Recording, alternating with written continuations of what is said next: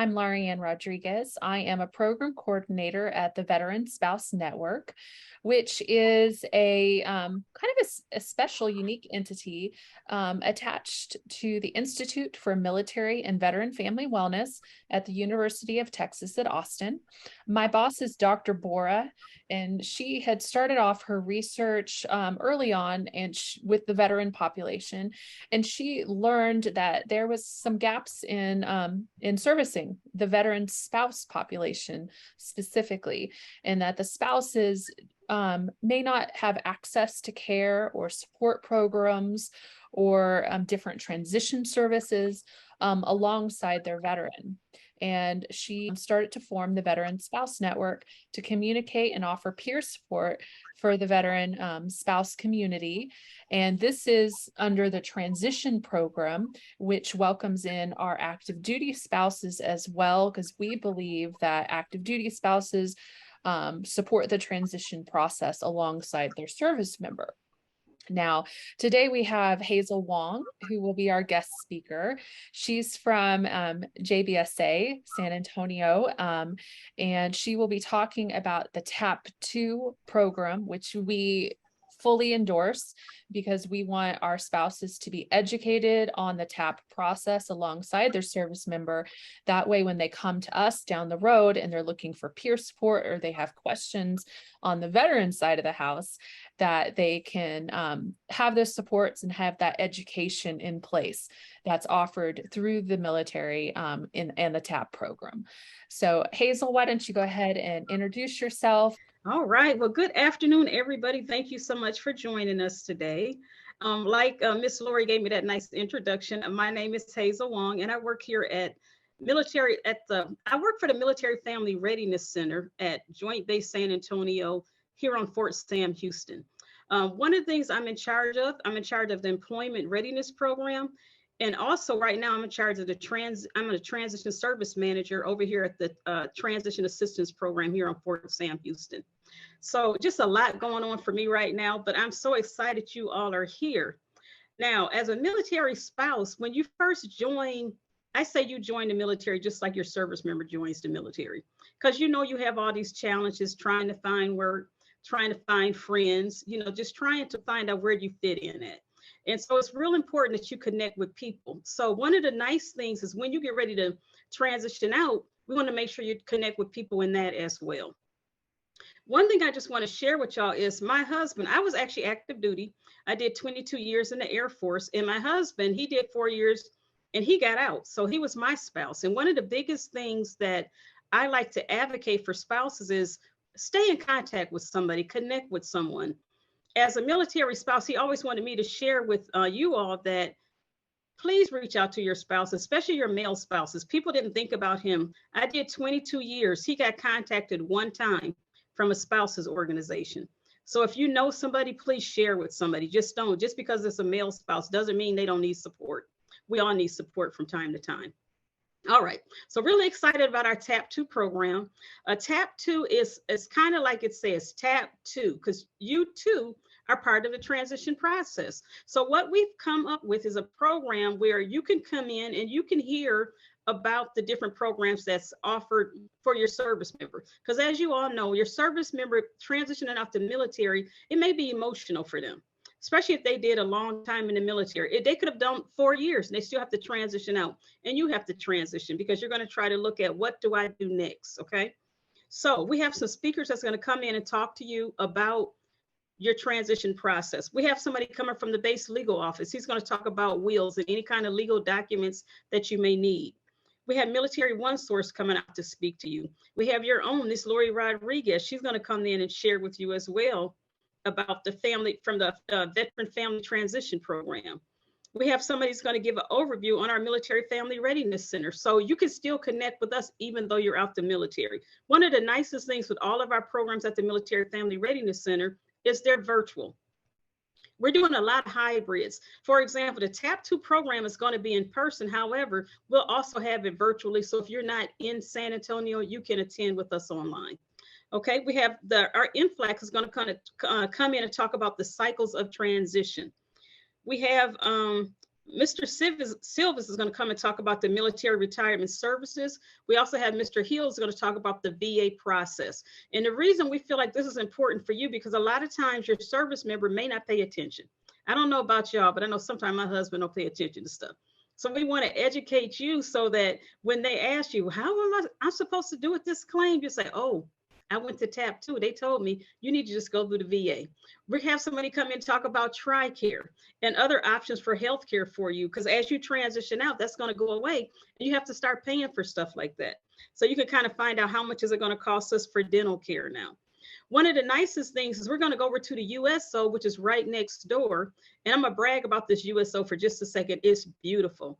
In fact, y'all know who Denzel Washington is? Yeah, y'all know who that, okay.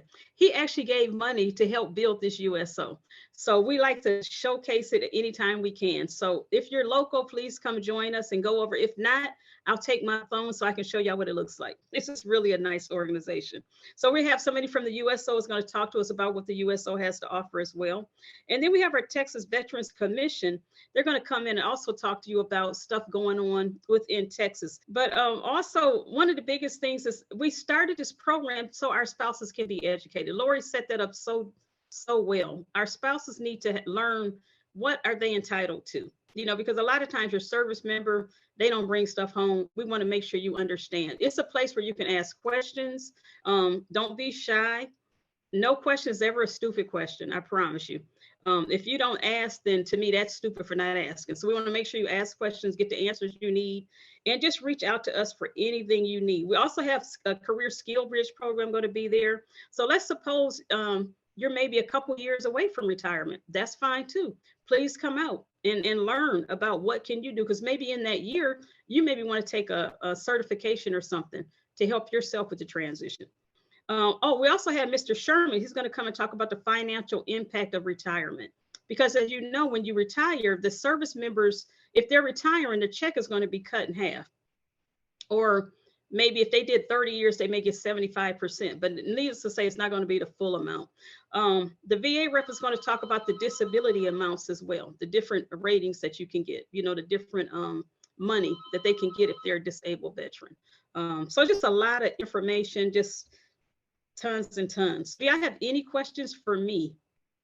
But I just wanted to give y'all the down and dirty. Yes, I do. How long does the whole sort of presentation take? Because it's a lot of, it sounds like a lot of information, which is awesome, but I'm wondering how long that is.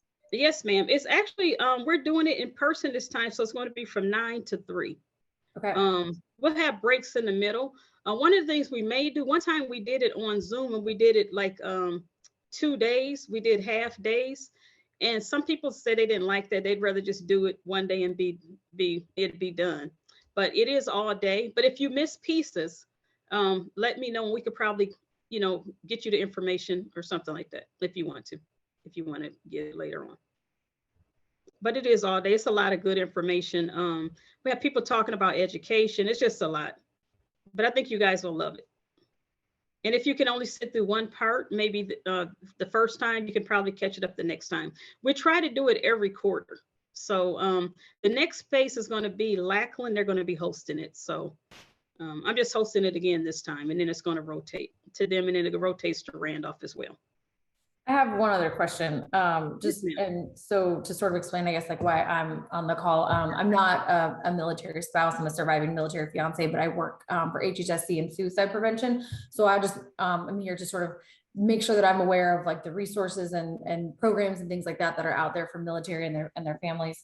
So do you know this specific program with the TAP 2 program, is it unique to San Antonio, to JVSA, or is it also happening on other bases? That's an awesome question. I'm gonna tell you, it started here at JVSA Fort Sam, when a spouse basically said, my spouse is retiring and I don't know what to do. So what happened, we had Miss Jasmine Gutierrez. She started this program a few years back, and it came out of the need for spouses to understand when the service member transitions, what happens to me. So they started it here. It has spread to some of the other bases, but for right now, it's primarily in JBSA, Joint Base San Antonio. But it has spread kind of because we try to share it have other people, maybe a little different versions of it, but we try to share it because people don't know what they don't know. So we try to get the information out. But that's a good question.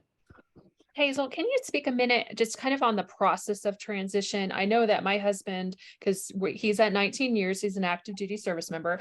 He hasn't dropped papers or anything yet, but he went to his initial counseling. Can you kind of speak to the process of what the service member will go to? Oh, yeah, great. Thank you for asking.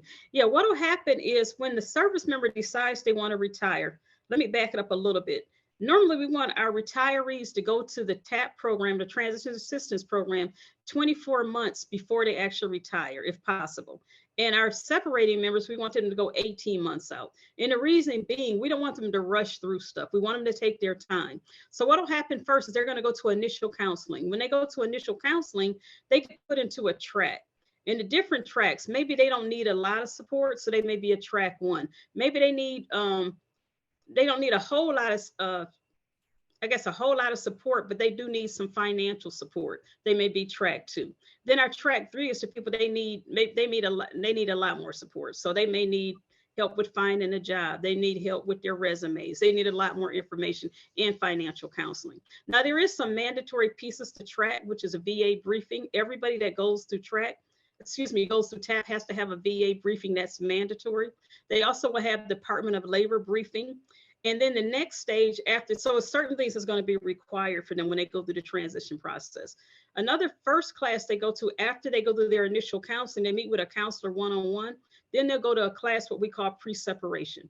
Pre-separation is they'll talk about the whole TAP process and kind of walk them through what's going to happen to them. One of the things they're going to cover is called MOS crosswalk. And what that's going to look at, suppose I'm getting out the military, and I'll use myself for example. When I got out the military, I'm a substance abuse counselor by trade. One of the biggest things in Texas for me to counsel, I need to have my certification. And so when we do the MOS crosswalk, we'll look at what is this person going to need when they transition to be successful at that job. So for me, I looked at, okay, I needed to keep my certification. So I needed to get reciprocity in Texas. So I was able to get reciprocity in Texas to counsel. So anyway, so that's one of the things to kind of let the service member know you're going to need this, in order to continue in that job. So that's kind of what we kind of look at. And then with the counseling aspect, they'll get a lot of education. Like I said, the VA will come in. They'll talk to them for about 2 days. DOL, the Department of Labor will come in. They talk about 2 days. They can go on an education track if they want to go back to school. Somebody will meet with them and talk to them about, what kind of educational stuff is out there for them, if they're going to use their GI Bill, if they're going to transfer their GI Bill, things like that, so they can kind of learn about the educational piece. And then also they may want to become a business owner. So we have a class called Boots to Business. They can attend that, and that's our entrepreneurship track. And that's offered a few times a year. And then just kind of teach them about if they want to set up a franchise or something like that, how do they go about the steps for doing that? So it's just a lot of different entities that they can look at. Which track they go on is going to be dependent on how they answer questions when they come in and see their counselor at their initial counseling session. And as a spouse, you can sit through TAP if you like to. It's going to be up to you. You definitely can sit in. It's just a lot of times spouses, if they're working or they don't have the time to sit through TAP, because it's normally at least 3 to 5 days, and they don't have the time to do that. So TAP 2 is kind of like a down and dirty. We're going to give you some quick information and then make sure that you kind of understand the whole process. And just know it can be a bit of a kind of like a divorce. You've been in the military for over 20 years or even 5 years. And it's kind of like a bit of a loss. So you have to learn, where do I go from here? So we try to help you with that as well. So our NFLACs, they do an awesome job with talking about the cycles of kind of like transitioning out the military is what they call it, cycles of transition. So. I think that is extremely relevant to talk about kind of the life cycle of transition. Another wonderful, great resource is Military One Source. They have the life cycles of transition. It's like Moving Beyond, I think, is the transition. And they have all these great videos that you can watch that talk about transition. Here at the VSN, we have our monthly peer support chat. that talks about transition, and we get people from all over the country. That a lot of times they're talking about moves, they're talking about jobs. And for a lot of these veteran spouses, they find themselves now as veteran spouses, and that role has changed. That role in their life has changed. They're no longer attached to a base. Maybe for the first time, they're no longer living near a base, and they don't have that community. And as a spouse, they may feel very surprised at how they feel about that change. And here all this time they've been busy with the military lifestyle, and then they are impacted to the transition as well. So it's been very interesting to work with the veteran spouses on this side. So we fully support education, and we want the active duty spouses to take advantage of all the things that, like Hazel and the TAP program across all the military installations that they have. And then we're here for you. We are your network on the other side. The Veteran Spouse Network has an array of different programs and options, with the T2 chat every third Thursday of the month, to talk about transition. Hazel, what would you say in supporting your service member? What would you say is the hardest thing to support them in transition? I think one of the biggest things, and we're trying to do a better job, is making sure that they have a lot of resiliency skills, because sometimes, like I said, if they've been tied to the military for over 20 years, that's kind of like their identity. So it becomes a bit of a who am I now? And so we try to get them to know they got to reclaim their name. For example, when I was active duty, I was Sergeant Wong. So when I got out the military, now I'm Hazel. So I had to reclaim being Hazel again. And at first it was odd for me. I had to learn, oh, that's my name. Who am I? I'm not Sergeant Wong. I am Hazel. I'm a mother. I am a student because I was going to school. I'm a friend, and had to reclaim all of that. Even though I was a mother and a friend while I was active duty, it was a little different when you first get out. So I think for your service members, letting them reclaim being part of the family. If they missed being with the kids, maybe let them take the kids to school.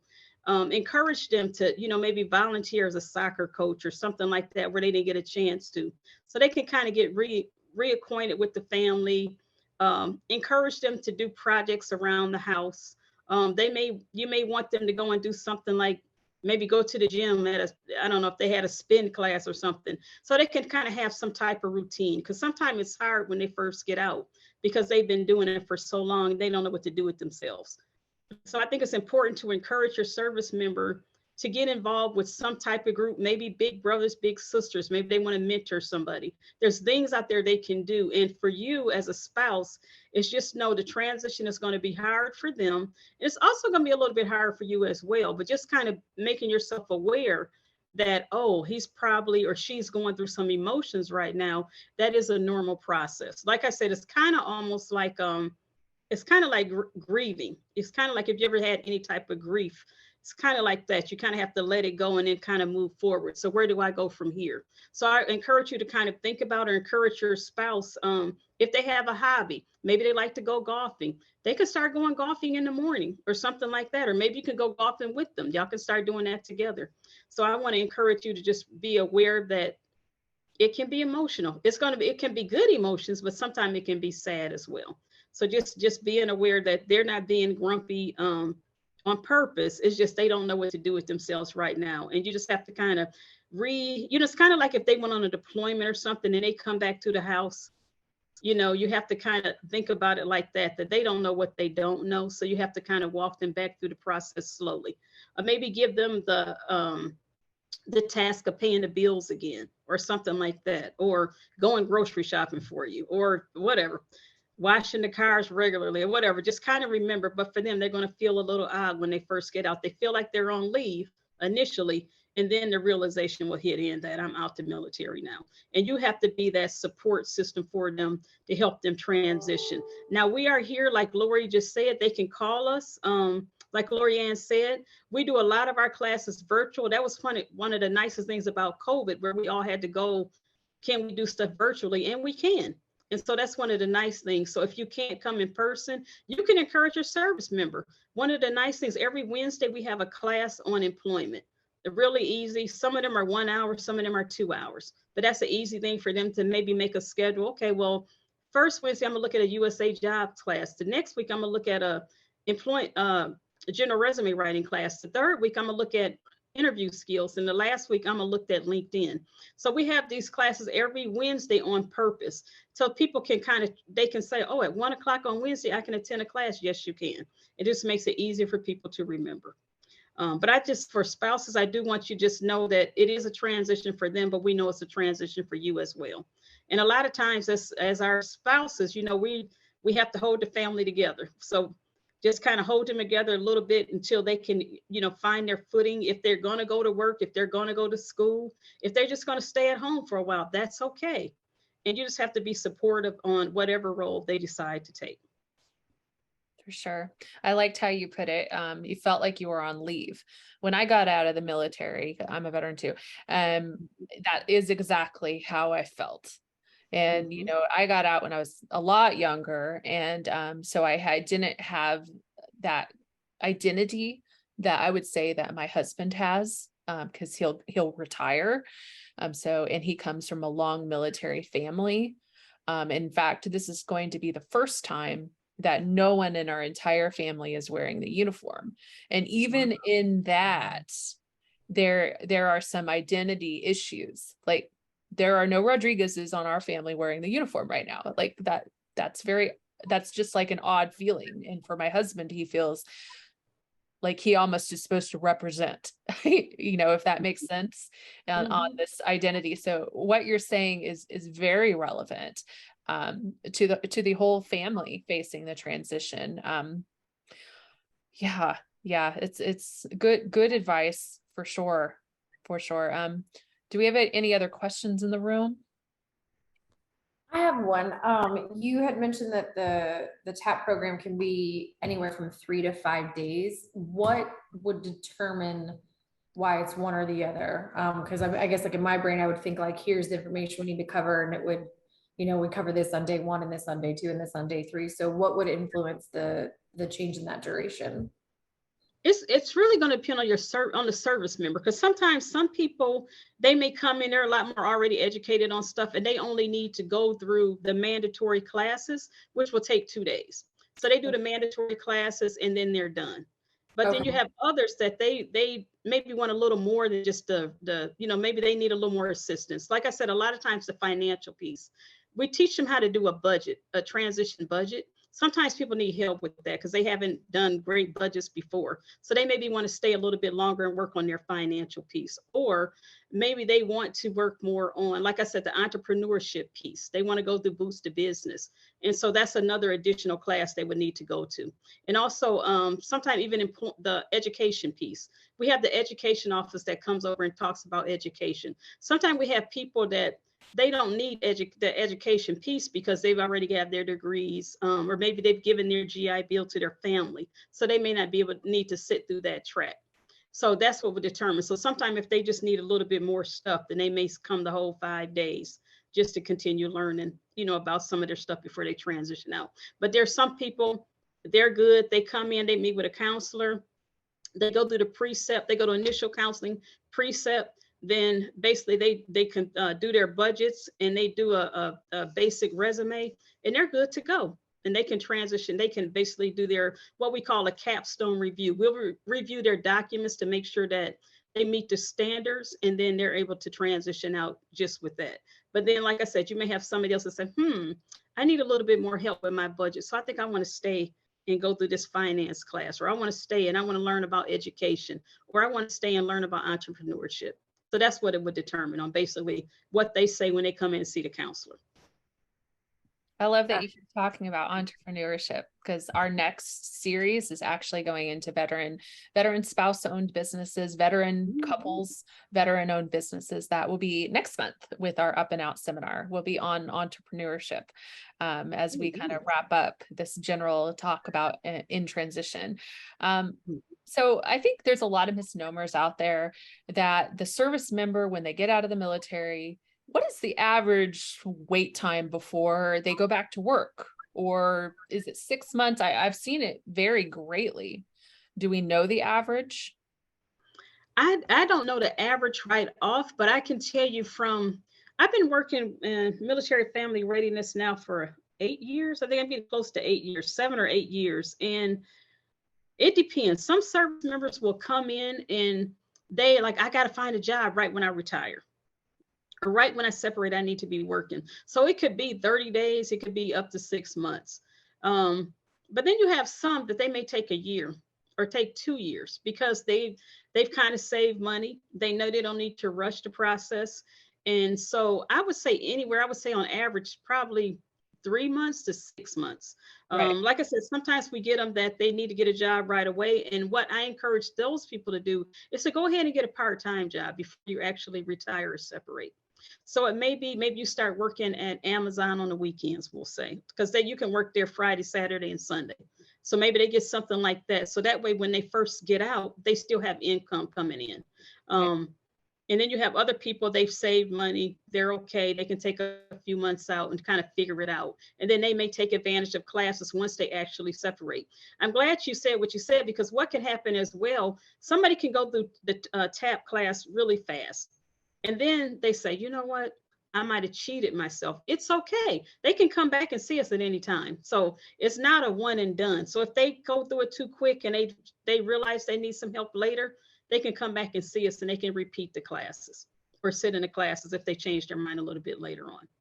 So that's one of the nice things. So I would say for average service member, when you first get out, about 3 months, they normally find some type of job. And a lot of times when they first get out, if they do find a job within 90 days, it's normally not a job they're going to stay with. They normally go through about 2 to 3 jobs before they find one they really like. Because sometimes they just take that job because they're scared they weren't going to get a job. And then they kind of start learning, it's okay, people will hire me, I have skills. And then they kind of find themselves getting into a niche or something that they like and find their career path again. So it's kind of like, when you have your college member, when they first, or your high school student, they're getting out of school and they don't know what they want to do. That's kind of the same thing with the military. When you first get out, you don't know what you want to do. I knew for me, I didn't really want to work in substance abuse. I didn't want to be a counselor again. However, I did do it. I went back and became a counselor again at one point. And then I kind of found my way into working military family readiness. And I just love still helping families, but not necessarily the intense part of working with substance abusers. So I just say, give them a little bit of time, about 90 days, they'll find some type of job, I think. So I would say on the spouse side of it, hearing that it's going to take some time for them to find their right job. As a couple and a family, that means be financially ready to have one partner out of employment for 3 to 6 months, or volatility in that, changing jobs, to be financially ready. And maybe for the spouse, if you're not working currently, to maybe think about going back to work to maybe alleviate some of the pressure off of the service member who may have been the primary breadwinner as they've gone around the military service. So I think that's things that spouses should think about, to be supportive and to help empower the entire family to make transition a graceful one. I agree. Also, I'm glad you mentioned that as well, because when you think about, I talked about, we're going to have the VA come in and talk about disability ratings. Sometimes that can take time for their ratings to come through. It may not be like, I know they work, when I retired, it took months for me to get my disability rating. Nowadays, they're doing a lot better. A lot of times they know what the rating is before they separate or retire, but sometimes that's not the case. So sometimes people say, oh, they're going to be, we'll say 50%. Well, 50% will give you $1,000 a month, okay, on top of your retirement pay. But that may not happen until 6 months after. So you can't count on that. So I like what you said, Lorianne, that, maybe they need to plan for that. So maybe it's a time for the spouse. I told my husband when I retired, whatever he wanted to do was up to him. He got a job and I would just support him. And that's kind of what we did. And it's just whatever is best for you and your family. And I think just trying to take a look at, I agree, Lorianne, if they could get something, maybe it's your time to be a substitute teacher. That's an easy thing to walk into. Some people are like, oh no, I don't want to work with kids, but it's a nice way to give back. A lot of our bases here in San Antonio, Randolph has a a school on base. I know a lot of people, they substituted when they first got out to try to figure out what they want to do. So that might just be one option that you can do as a spouse. And then your service member can kind of figure out what they want to do next. Substitute teaching has been my like go-to when we get to a new assignment.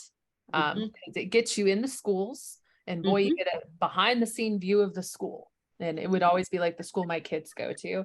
And it gets you in the community quickly to learn and meet people. So that actually is really, really good advice for both the veteran and the spouse who are trying to reintegrate, especially if they're making a big move to a new community and you don't know what job or where you're going to land, which is another thing that we see quite a bit with our retirees and with our transitioning service members and their families is they don't know where they're going to move to, and that's a stressor.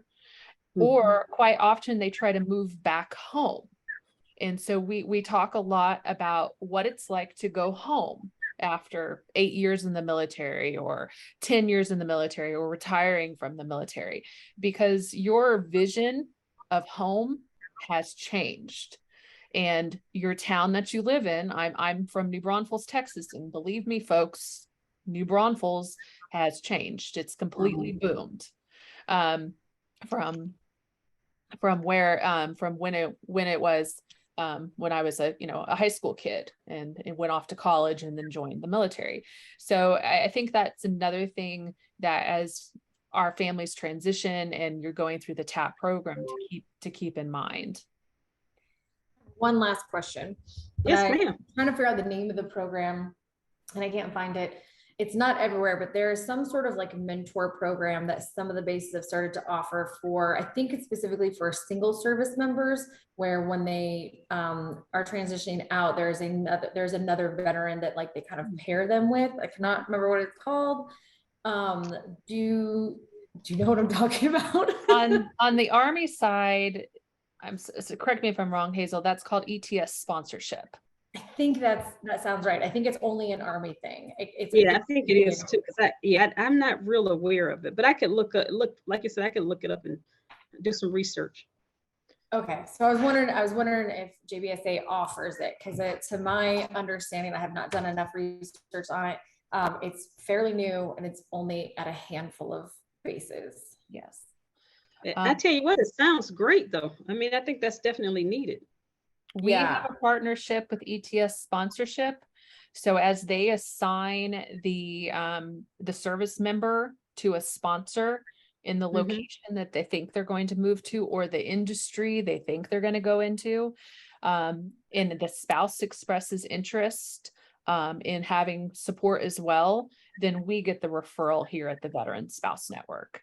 So we do have quite a few different programs here at the VSN, and I'm glad you talked about the claims process, the VA claims process. We actually have a talk coming up about organizing and supporting your veteran in the claims process, because it can be daunting and it can take a lot of time to get that claim filed. And retirement pay, it doesn't kick in automatically.